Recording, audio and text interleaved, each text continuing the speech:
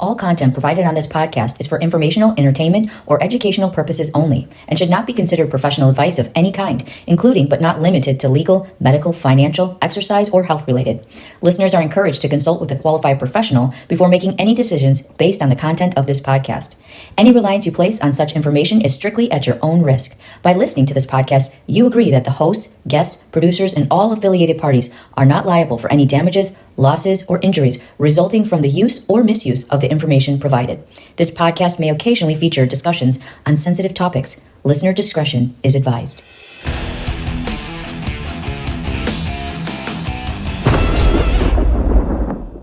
Welcome to the F3 podcast. John and I have decided that we're going to take the podcast in a different direction. We've listened to our listeners, and they've told us that they loved our talks on fitness and exercise and aging gracefully. So we decided that we're going to focus on that. We're going to keep it positive, and we're just going to move forward from here, really focusing on fitness, not like bro science, not bodybuilder stuff, but for everybody. And yes, we're going to be talking diet and nutrition as well. And this is going to be a pretty good time. So we want to thank everybody for tuning back into the F3 podcast. And I want to start this off, John, by saying that, most people think that they're training hard until they actually do. Yeah, right. Welcome to Faith, Freedom, and Fitness. Introducing your host, John Turk, a former police officer, fitness cover model, and the real-life inspiration behind Subzero from Mortal Kombat.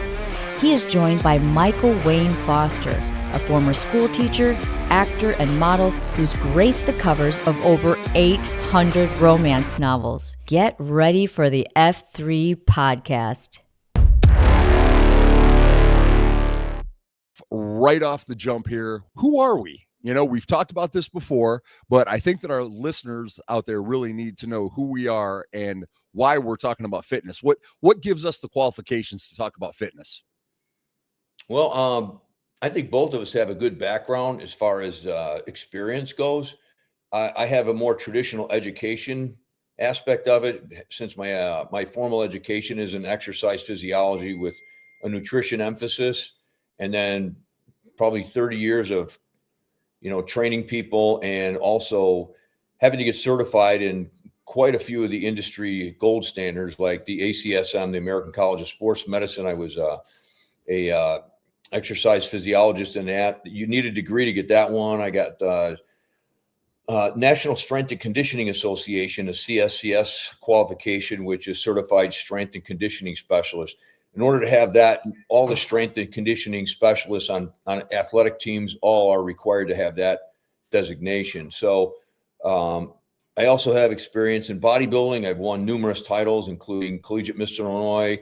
I took third in Collegiate Mr. America. I was on the cover of Muscle Fitness magazine. So I've been in fitness for a long time. And I started when I was like 11 years old to be a better wrestler. And it just kind of stuck with me ever since then. And you got your own story. Let's hear it, man. You got a good one too. Oh, well, I was a fat kid, and I didn't want to be fat anymore. So I had to learn what I was doing. And for me, it started off working out in college. When I got finished, I became a high school English teacher. And in the meantime, while I was doing that, I was running the pro shop at the Powerhouse Gym. So I handled all the supplements over there. And I did, truthfully saying, I learned a lot about supplements by bro science, trying things, reading it, like this protein tastes good. This one doesn't sit well in my stomach. And I was really interested in the supplement game. So when I finally moved out to California, I worked for many big supplement companies until the point where I actually invested with a couple of business partners and I opened my own fitness store in West Hollywood. Along the way, I've been on 800 romance covers where most of the time I had to take my shirt off. I did get certified as a personal trainer, and I've been writing people diets and working with people all the way from teachers that I used to work with to guys that played at Ohio State University and wound up going pro. So I've had quite a bit of experience. I've never stepped on stage like you have. I don't know, a 6'6" dude standing out there. I mean, if you're not Lou Ferrigno, you're probably going to get smoked. But other than stepping on stage, I've always had my fingers on the pulse of the fitness industry. So that's where we're there. But we're going to start off today talking about fitness intensity and training intensity, which both of us, I think, try to take things to the next level. Let's talk a little bit more specifically so people realize that it's like, yeah, I train hard. Do you really? How do they know if they're really training hard? There's a guy out there named David Goggins, and I think you know who he is. He's an ex Navy SEAL guy. He's pretty hardcore. And I was watching a episode with him where he had a guy doing pull-ups, and the guy says, "I can only do so many pull-ups." And then Goggins said, "No, you can't." I think the guy said, "I can only do 10." And Goggins said, "Well, you're going to do 50." And the guy's like, "What?" He goes, "I can't do 50 pull-ups." And he literally pushed the guy to the point where he did 50 pull-ups. And this guy thought he could only do 10. So what happened is we all feel like we have a point of exhaustion that we can't go beyond. And that's actually true to a certain extent. What happens is the mind shuts down before the body because the mind perceives the pain and it can't go any further. But if we can override that, and the Navy SEALs are real good at doing that, they go into these extreme conditions and they have to tread their way or find their way in order to, number one, survive. They're not going to kill them, but they bring them to the brink of failure or just breaking them down. And then they have to dig down deep within and understand how to make it through in order to survive in battle. And a lot of that obviously involves water, and they have to do a lot of crazy stuff in the water. So Goggins learned that, hey, I really don't have a limitation. And a lot of them have survived based on the fact that, number one, they didn't want to lose out becoming a SEAL. And they thought there were things they couldn't do. And then they realized I was listening to a story, and he was on the last phase of it, which he already had flunked like 3 times. And I think they allow him like 4 times. And he couldn't stay in the water. They would spin you around and give you all different directions. And then you had to tread the water for like 2 minutes underwater. And then you have to try to find your way to the top of the water under hypoxia and disorientation. And one guy just couldn't do it. And then finally he said, "If I'm going to go into this pool and I'm going to die, literally, I'll die if I can't make it. I'll just die because I want it so bad." And the guy said, when he did that, he went down and he accepted the fact that he was going to make it. And he said all the anticipation and animosity and everything that was holding him back left. And he said he was able to think clearly.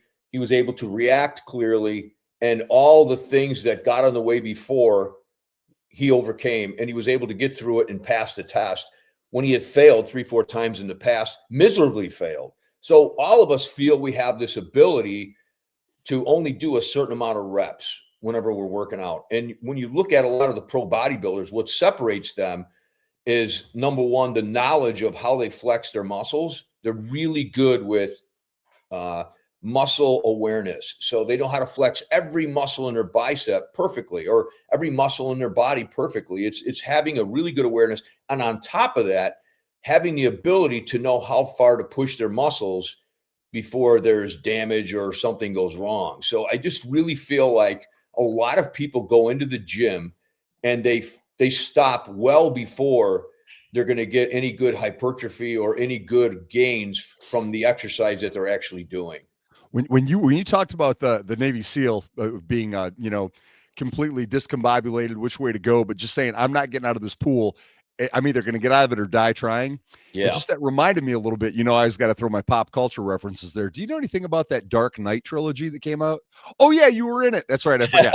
Sorry. I had to give you a plug on that. But do you remember the third one where Bane breaks Batman's back and throws him into that cave, and they keep trying to get out of there, all those guys, but they had the rope tied around them because if they fall, they die.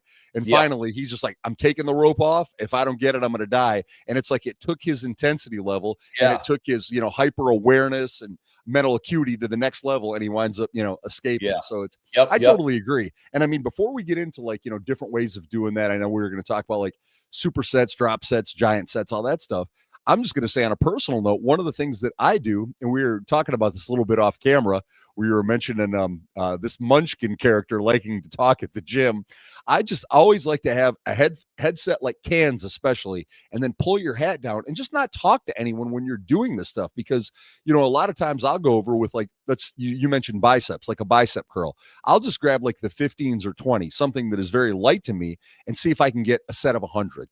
And by doing that, you have to be completely focused. What say you to that? So I just think that a lot of people, I see them in the gym, and you're correct. They're not focused. And whenever you're lifting, you really have to be in tune and feel the movement. You can't just be doing the exercise, most people do it improperly, where they use too much momentum going up. If you're not taking at least probably 2 to 4 seconds to raise or lower the weight, so in other words, 2 to 4 seconds going up, 2 to 4 seconds going down, you're gaining momentum, and you're probably losing a lot of the muscles involvement, and you're incorporating more physics. In other words, inertia or momentum in order to move the weight. So the muscle is actually shutting off at a certain point of the movement. So in order to really fatigue the muscle, number one, you have to keep it under constant tension.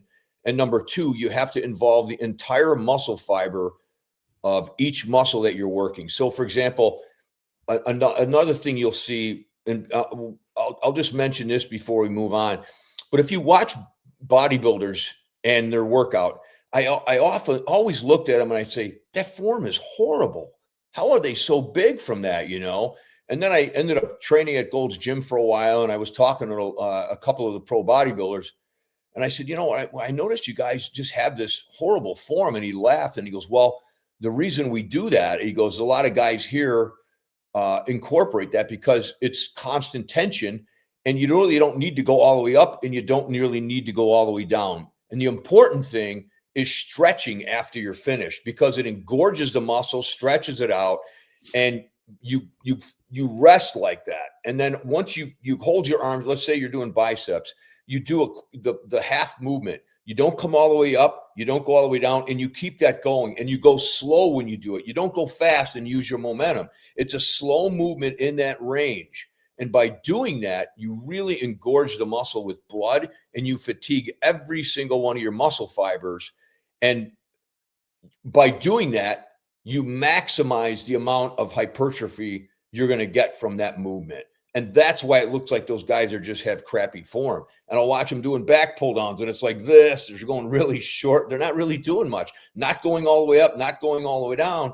And I used to watch that and just be marveled at how big these guys could be. Granted, you know, they're doing drugs, but you got a lot of guys doing drugs, and how come one guy's bigger than the other? And obviously some of it's genetics and all that. But when you look at the training methods, bodybuilding is completely different from powerlifting, from sport-related movement, in order to become faster and more explosive.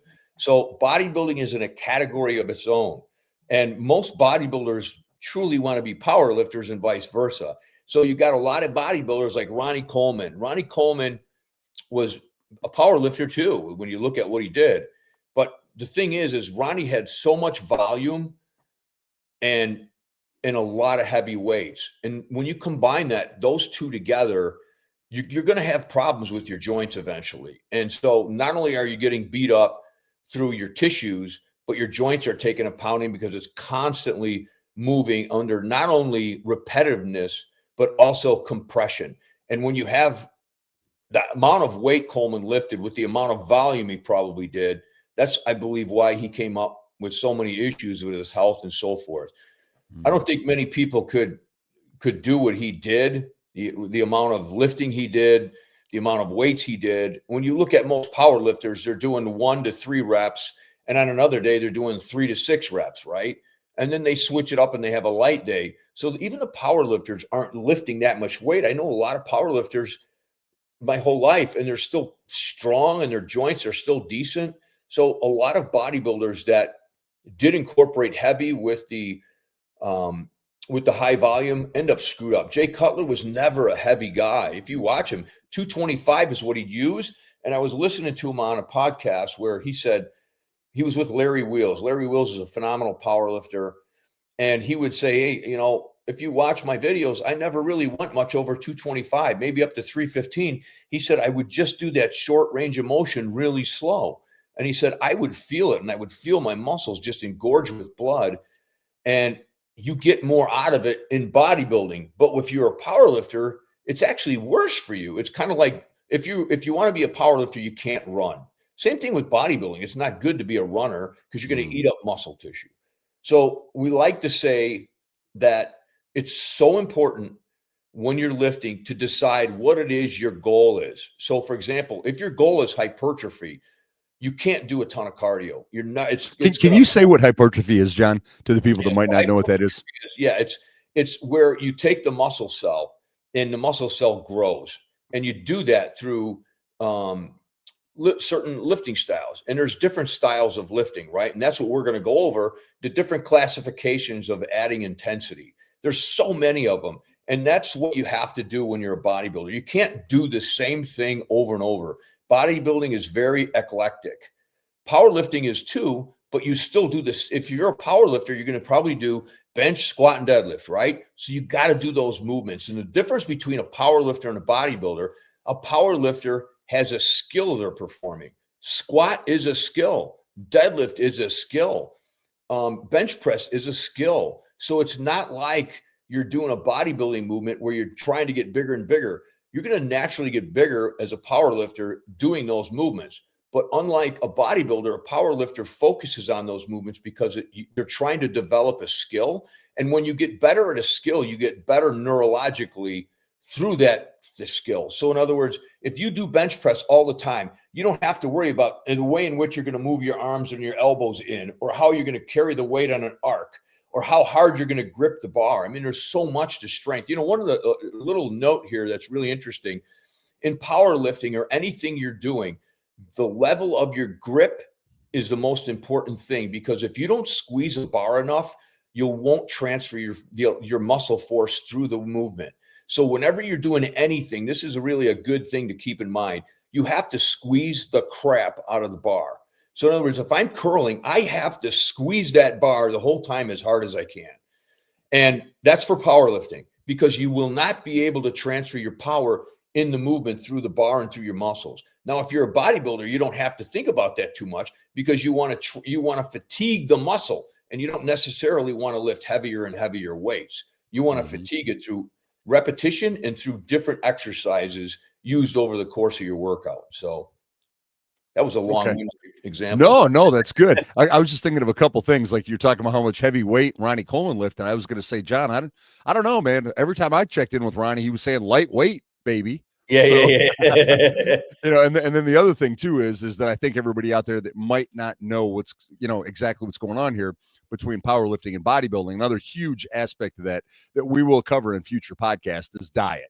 I mean, you can go through and watch any of these guys. I mean, Brian Shaw, Robert Ober, not to drop names, but Robert Oberst was a buddy of my friend Kazzy's. So he'd come out to Korean barbecue with us a few times. And John, you know what I do to Korean barbecue? Yeah. Imagine 6'8", 435-pound dude. The guy's massive. I mean, I can't imagine it. Oh, did he destroy it more than you did? So I'm going to tell you a quick story, because sometimes the story comes in here, but John and I laugh because every time he comes to visit me in Alabama, we go do Korean barbecue. I'm like, got to go. It's favorite restaurant. We go rolling in there with me. I'm 6'6", 270. Kazzy's 6'1", 325. His buddy Sumo Dan was, seriously, the 13-time United States sumo wrestling champ.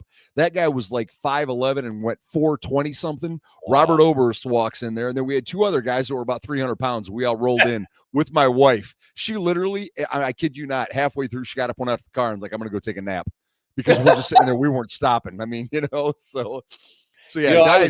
When we went in there, it was funny because I was watching you, and I can throw it down too. For I'm only 190, but I just I got to the point where I go, man, I'm so stuffed, and I like eating meat, and I'm watching you, and you're just talking away, and you're cooking more, and then you're like, you want more? I'm like, no, I don't want more, and about 20 more minutes went by, and you're like, and I'm like, okay, I know he's done now, and he's like, yeah, hang on a second, hey man, can you come over here? Can we get another round? And I'm like, going, holy shit. It never ends.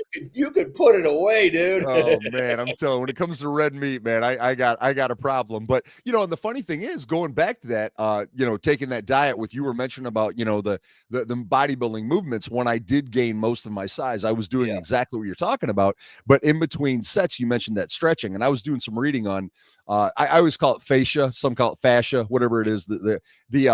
It's the little sheath that it envelops the muscle tissues. So by stretching incredibly hard, I mean, almost the point, like, let's say you're doing your bicep, you're stretching that bicep out, or if someone took a little tiny scalpel and just touched my arm, it would have ripped the bicep in half. Yeah. That's the force I was putting on it, just stretching that out. I would do that. Because, from everything that I read, like, the more you stretch that sheath, the more room there's going to be for growth. And then I would go from that right back into pumping more blood into them, and then getting out of there with that window of opportunity. And that's when you try to have a huge meal afterwards, when I was in growth phase. So, Yeah, and I did notice when I did that, we're talking about training intensity here. My training intensity went through the roof when I was going straight from my set, no talking, right over to it. The muscle that I train, stretching it incredibly hard. That's one way of turning things up a notch. What are some other ways, John, that people like? Let's say you've got a girl that wants to go in there and get in better shape, and she works out hard and does all this stuff, and she's like, I think I'm training hard, aren't I? Aren't I training hard? How does she know if she's training hard? What could she do to take things to the next level? Well, I think the best way to know if you're training hard is I like to say, you get the shakes. So in other words, we're in the middle of the set and you're going so hard that when you're done and you pick your water bottle up, your hand is going like this. Ah, And yeah. that's a great sign that you've really fatigued the muscle. Because I know that when I'm lifting and let's just say I did a bunch of, bicep and tricep stuff. I know when I reach for my water bottle and I grab it and I'm bringing it up, I'm like, wow, look at my hand, Or I try to write, like somebody wants me to write something. And I'm like, wow, I can't even hold this pen properly. So you're going to have signs that show your muscle has been completely fatigued and brought to failure. Now, the reason you do that is to, number one, gain more muscle. So a lot of people have to determine what it is their goal, what their goal is, because you're going to have a different fatigue when you include cardio versus, bodybuilding. So basically we're talking right now, I just want to put out there, everything I'm saying is regarding bodybuilding and fitness, not any kind of cardiorespiratory stuff, because that's pretty simple to do. But the best ways to, number one, is your handshake, and number two, that your muscle completely fatigues and you can't cheat when you're lifting. It completely stops. The other thing is I found that as I'm going along, the burn and the pump is so incredible. And a lot of people will quit, and it's the burn that makes them quit. But you actually have more in the tank. It's how well you can overcome that fatigue by using your mind. So it's a mental game right there. It's a mental game. That's where the mental game kicks in. And a lot of people, I believe their plateau is, there's basically several things, but I think the two main things that cause people to get stuck in a plateau is they do the same thing over and over. And after a while, it becomes a trained idea of when to stop. So instead, they have done it so many times over and over that there's a mental block in how many more reps they can do or how much more weight they can do. So that's why it's important to completely fatigue yourself, and you have to change it up, because by changing it up, it gives you the incentive to try hard on each and every workout. When you do the same workout all the time and you never really try to get better, you reach a certain number of reps, you start to fail and you don't push past that. And that's why people plateau. So number one, you should pick exercises, movements, and intensity styles and do them around muscle fatigue. And after that's finished, try another different muscle fatigue style. So in other words, giant sets, supersets, drop sets, all these things that, we should discuss. So let's discuss them. What Yeah. can you tell us what they are? What's a giant set? So I'm going to use a simple movement like for each exercise so people will understand. So let's just say I'm doing bench press, and there's something called a giant set, and that's doing 3 or more sets in a row with no rest. So for example, you can do opposing muscles or you can do the same muscle. So let's say if we're doing our chest and we're doing the same muscle, you would do a bench press, and right when you go to fatigue, you go right to dumbbell flies. And then after you fatigue on that, you jump right to a assisted bar dip, and you bring that to fatigue. And by the time you're done, you can barely lift your arms. And the other way to do it is by using opposing muscles. You're going to do, because I like to pick opposing muscles that are actually synonymous with each other. So when you bench, you use your back a lot. The top part of the movement, as your arms come up, your lats flare out and push your arms forward. So it's really good to combine those two movements, back and chest, when you're doing a giant set. So 3 sets or more. So what I like to do is, okay, I'm going to put an emphasis on chest, but I'm going to do a giant set involving back. So I'll do bench press. I'll jump right to a pull down, and then I'll go right back to push-ups. So even though a push-up seems like a similar movement as a bench press, it's really not. You have one is what's called an open chain movement, because just your arms are moving, right? So it's called an open chain. And then when I jump to a push-up, That's a closed chain because now my entire body's moving. Do you see the difference? Mm-hmm. So you can use closed chain versus open chain. And let's just look at that. An open chain movement on quads would be a leg extension. And then I go in superset with a closed chain, which would be a squat. You're reacting basically to the ground when you do a closed chain. So it's really great to, number one, if you're going to do a giant set, do opposing movements or agonist and antagonistic movements. And then also include what's called a closed chain versus an open chain. And you can hit a muscle from many different angles, because when you do a closed chain movement, it involves multiple muscle groups at the same time. When you do an open chain, you're really focusing on one muscle, even though you might get a little assisted stuff from your triceps and your front delts. But when you're doing a push-up versus a bench press, and you do a really heavy push-up, like I put Julie on my back when I do push-ups, and dude, I am getting a massive ab workout when I do that. I'm getting a massive shoulder workout and tricep workout, because my whole body is involved in making sure that I keep the weight that's on my back steady, and everything else has to be completely stiff and move in unison. But when you bench press, the only thing you got to worry about is your arms and your chest. That's right. So it's a really good combination, doing agonist and antagonist together when you do giant sets and supersets, and also a closed chain versus an open chain. And I found really good success using those types of movements. Now, supersets is 2 movements in a row. Giant set is 3 or more. And again, you can interchange with the same muscle or opposing muscles. So that's kind of how I distinguish those. And does shorter rest period and increasing weight in between workouts, is that going to be something that you think would really boost intensity as well? Yeah. Now let's say, What do you recommend for shorter in between sets? What do you think is a good benchmark to be like, now we're getting intense?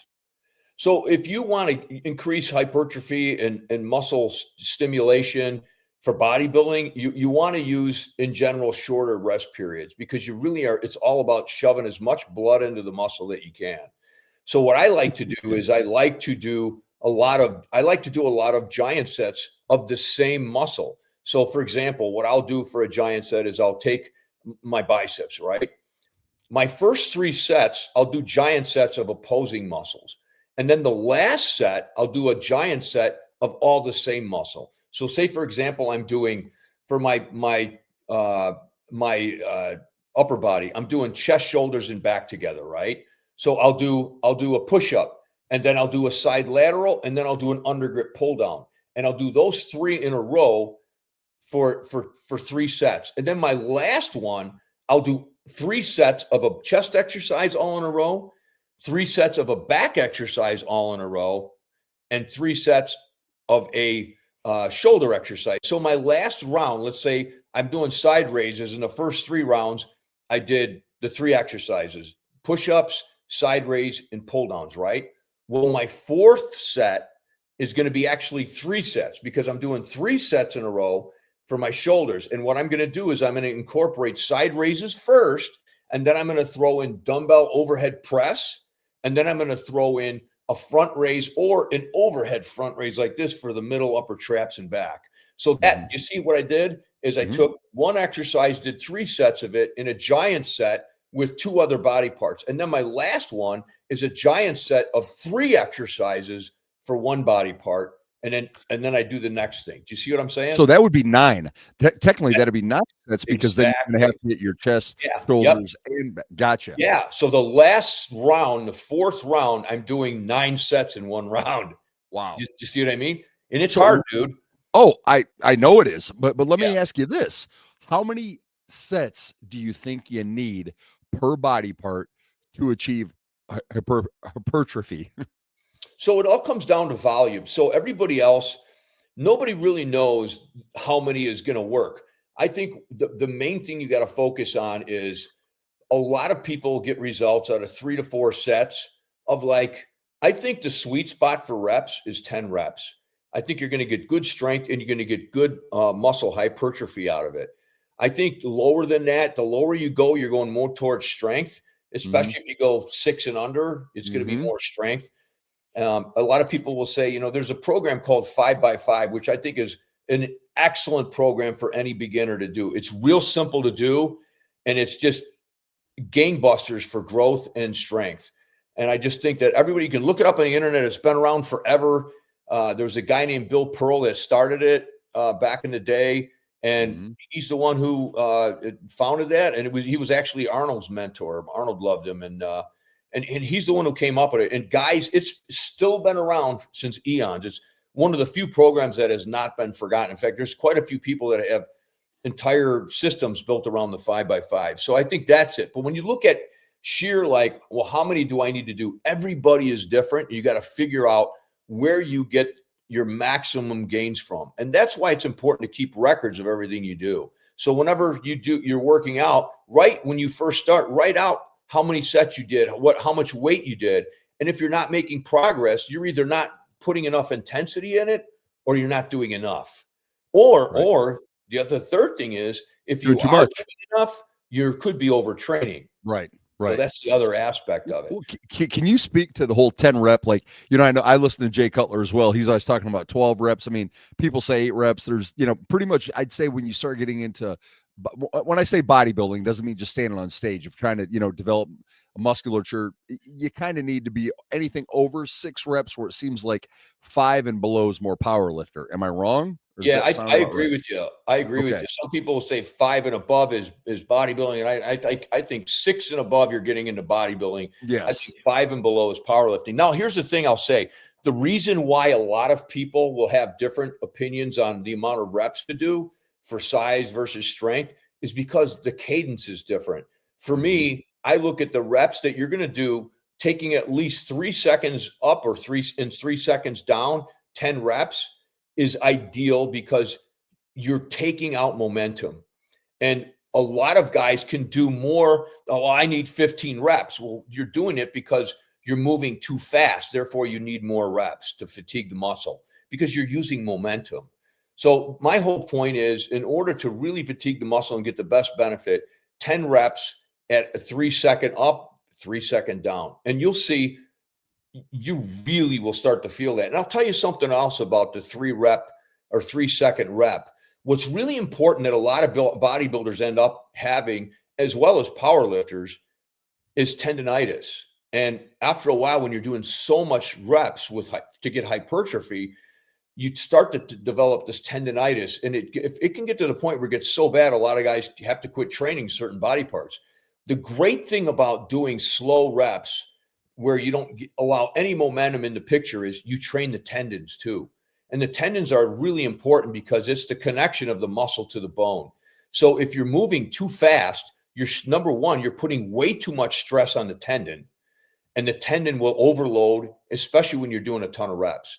So you have to be really careful when you're working out that you don't move too fast, because you're going to overstress your tendons but in a matter of time. So I found that, number one, moving slower is less stressful, and it's actually better for your tendons. They're going to get stronger and heal faster.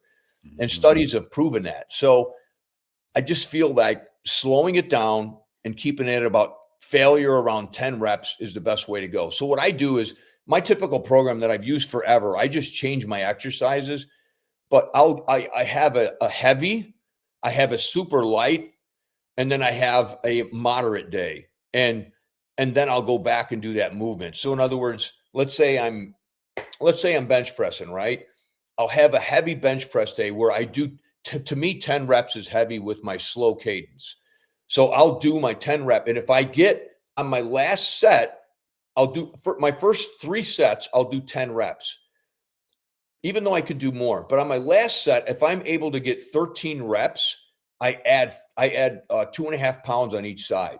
And that's how I get my intensity to go up and stay at 10 reps, because then I'm forced next time. My first set only get 10, my second set only 9, my third set only 9, and my last set maybe 8. Well, I know that I can't go up in weight. And the next time I'll drop down and do a light set. Do you see what I'm saying? I do. So I keep going heavy until I can't get stronger. And then I drop back down to lighter weight for two workouts. So once I drop down to the lighter weight, and I do, my lighter weight is like 20 reps. And I go slow, but it's light. And then the next workout, I'll go down to 15 reps. and it's light, right? I move slow. And then I take a longer rest period, and then I do my heavy one again. And by the time I run through that, when I come back, my strength is back up again, and I'm able to push through. And that weight that I put on, the 2.5 pounds, I'm now doing 3 sets of 10. And you got to realize, once you get to a certain point of strength, your genetic capacity a lot of times is maxed out, and your gains are going to be really slow. And at one point you are going to plateau, because we all have different genetic levels that we can achieve. Some guys are just built different, man. And some guys obviously know how to use chemicals. And it's just, when you're a natural lifter, it's going to be really hard to stay in the game with someone who is, number one, genetically better, number two, using, PEDs.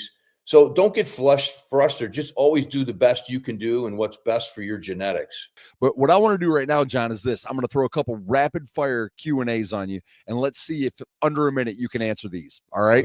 All right. Do I have to hit failure? No.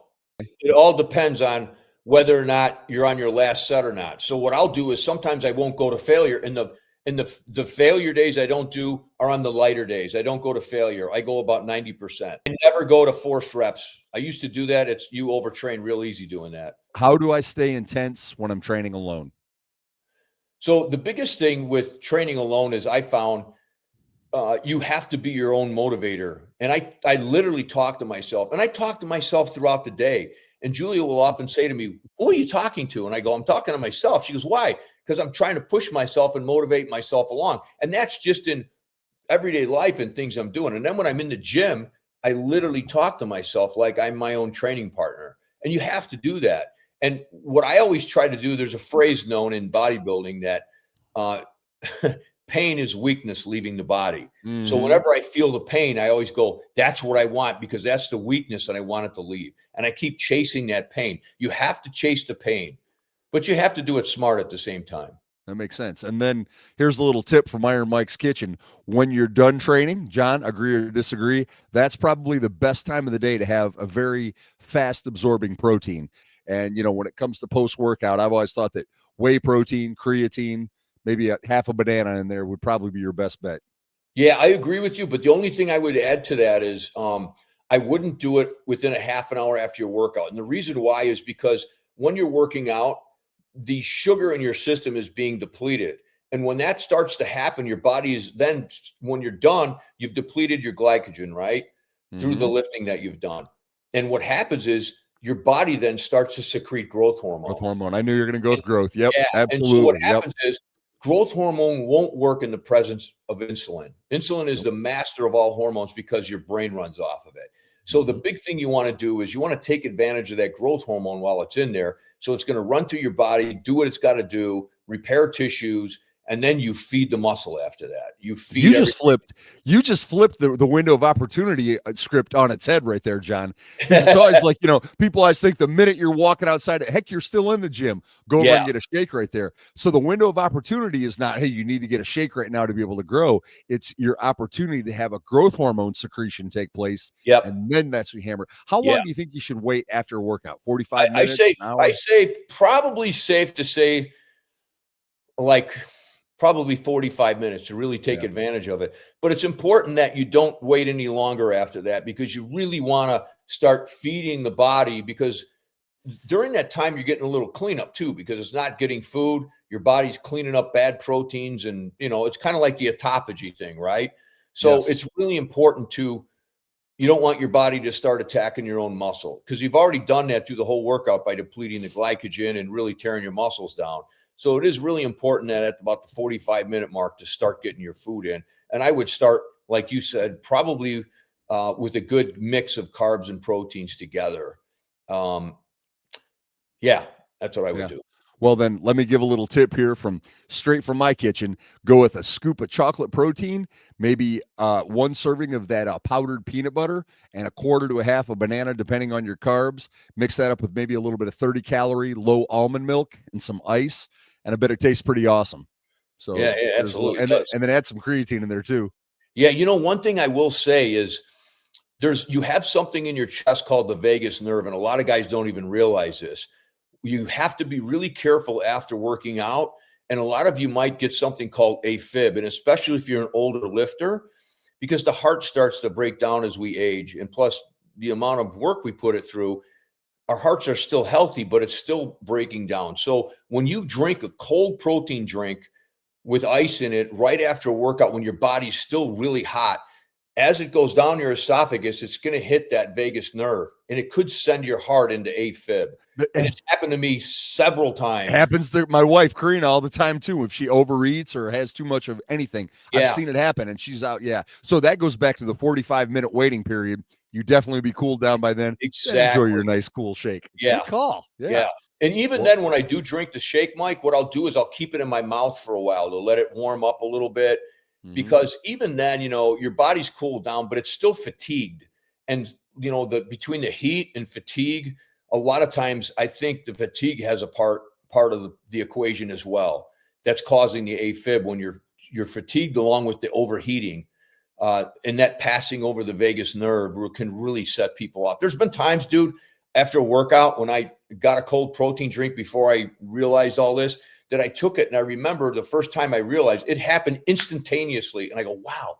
And then I just remembered from physiology, the vagus nerve being close to the heart. And I go, wow, I just jacked up my vagus nerve with that. And after a while, it happened like 2 or 3 more times. And I said, and I was older. I was like 45 at the time that happened. I said, man. And then I was on a trip, and I was talking to a guy about, he came like, man, what do you do? And I said, I like to lift, blah, blah, blah. And we started talking. He goes, yeah, I get that AFib, so I get a little worried. And I said, do you drink a cold protein drink after a workout? He goes, yeah. I go, that's what's causing it. And he goes, you know what?